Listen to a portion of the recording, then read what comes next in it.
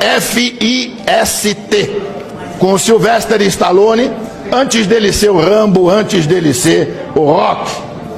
Ou então peçam um filme chamado Hoffa, H-O-F-F-A, com Jack Nicholson. Os dois filmes tratam do mesmo problema. O que os caminhoneiros fizeram nos Estados Unidos na década de 60. O presidente do Sindicato dos Caminhoneiros da América do Norte, dos transportadores de de carga, o Jimmy Hoffa, um dia à noite foi buscado em casa por 4 pessoas e nunca mais se ouviu falar dele, nem o rastro, nem o cheiro.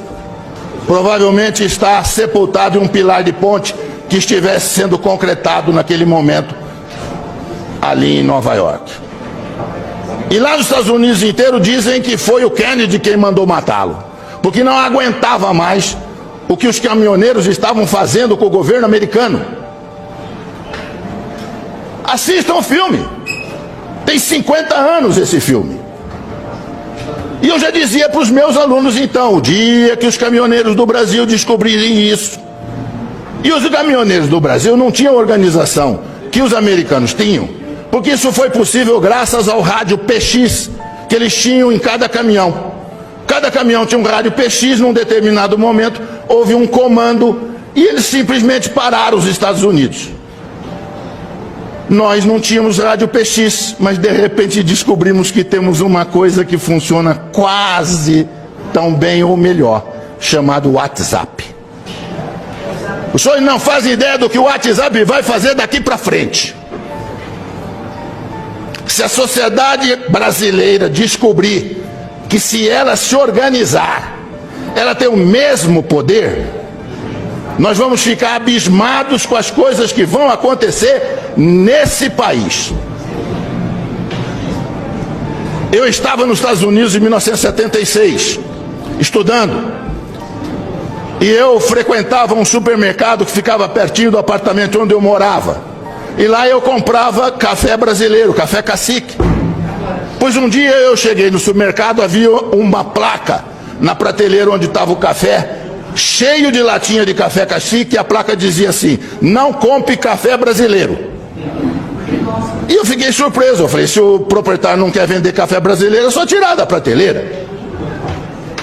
E aí eu fiquei sabendo que era uma entidade de organização civil, de defesa dos trabalhadores da indústria de calçado dos Estados Unidos, de calçado, que tinham colocado aqueles cartazes em todos os supermercados nos Estados Unidos.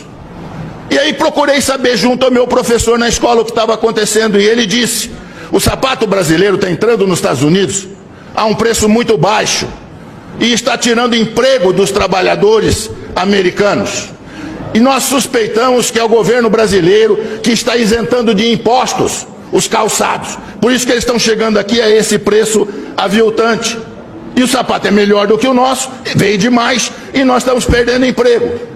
Então, o que nós vamos fazer? Boicotar os sapatos? Não, inteligentemente, boicotaram o principal produto de exportação do Brasil, que era o café.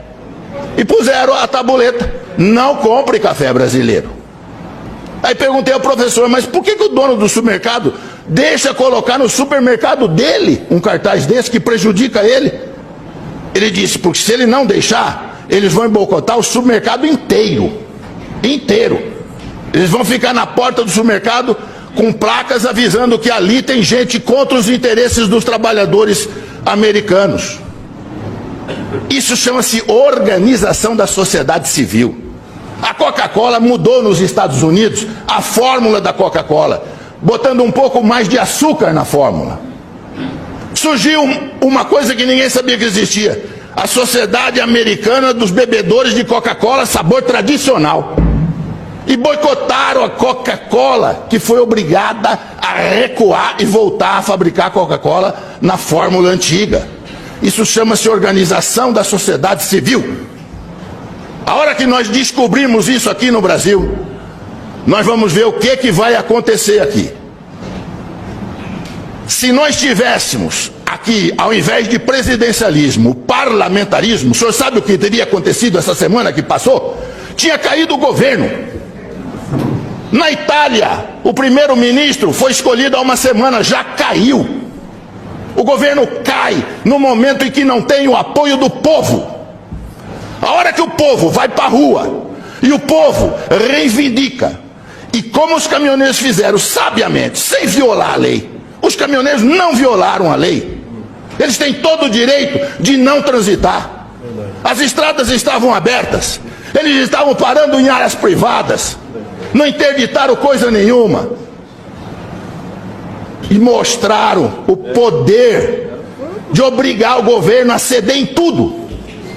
Eu faço ideia se eles tivessem posto na lista de reivindicações, depois de diminuir o diesel, a renúncia do presidente.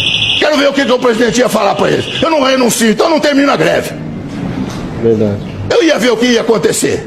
Abram o olho. Governadores, prefeitos, abram o olho. O povo está descobrindo que ele tem poder.